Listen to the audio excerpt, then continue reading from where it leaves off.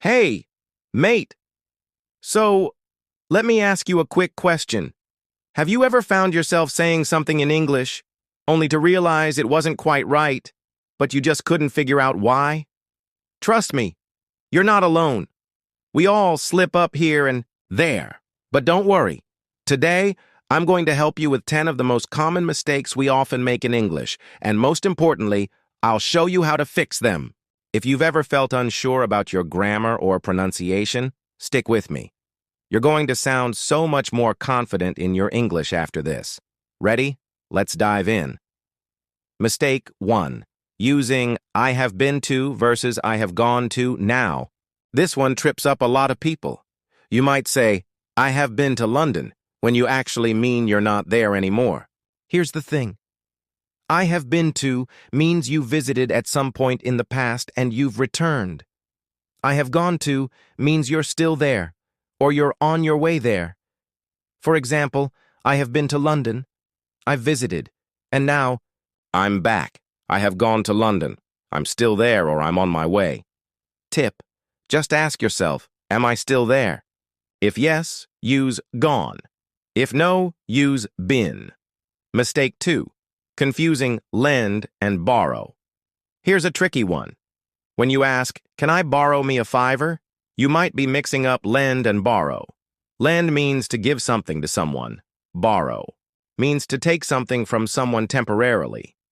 So it should be, can you lend me a $5 or can I borrow a $5? Remember, you lend to someone and you borrow from someone. Mistake number 3. Using double negatives. Here's a classic double negatives. Phrases like, I don't need no help, may sound casual, but they're grammatically wrong. In proper English, two negatives make a positive. So instead of saying, I don't need no help, you should say, I don't need any help. I haven't got any money? Simple fix, but it can make your English sound so much cleaner. Mistake 4. Less versus fewer. This one's sneaky. You'll often hear people say, I have less books, but the correct way is fewer is for countable things, like books, apples, people. Less is for uncountable things, like water, time, or money. So the proper way would be, I have fewer books. Mistake number 5. Misusing who and whom. All right, this one gets a little fancy, but hear me out. Who is for the subject of the sentence, the one doing the action, and whom is for the object, the one receiving the action. For example, who is coming to dinner? The subject. Who is doing the action? Whom did you invite? The object. Whom is receiving the action. Don't stress, though. In everyday conversation, who tends to be more common, and most native speakers will use it in places where whom would technically be correct. But if you want to sound more polished, try using whom when appropriate. Mistake 6. Incorrect use of your and your. This one's a biggie. We see this everywhere on social media. Your is possessive, like, your coat is on, the chair. Your is a contraction for you are, like, you're amazing at English. It's a small mistake, but it's easy to fix by just slowing down when you type or speak. And trust me, you'll sound more professional. Mistake 7. Using I'm agree. Instead of I agree, people say I'm agree sometimes, but that's not correct. The correct phrase is simply I agree. The word agree doesn't need the am in front of it. So remember, I agree with you, and not I'm agree with you. Easy, right? Mistake 8. Much versus many. This one is another common slip-up, especially when we're talking about countable versus uncountable nouns. Many is used for things that can be counted, like books, friends, or cars.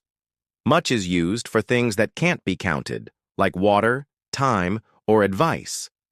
So, the correct way is, I don't have many books, but I don't have much time. Mistake 9. Confusing say and tell. Say and tell both refer to speaking, but they're used differently. Here's the key. Use say when you're talking about the words someone uses. For example, she said, I'm going home. Use tell when you're talking about who is being spoken to. For example, she told me she was going home.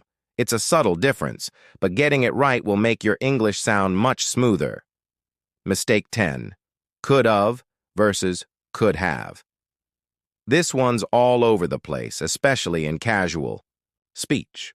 People often say could have when they really mean could have. Correct? I could have done it. Incorrect. I could have done it. The of doesn't belong there. Always stick with could have. And that's it. 10 common mistakes you might be making in English and, more importantly, how to fix them. I hope this video helps you. Feel a little more confident when you're speaking or writing in English. Remember, even native speakers make mistakes. What's important is knowing how to correct them and keep learning. If you found this video useful, make sure you like it. Share it with your friends who might be making the same mistakes, and of course, subscribe for more.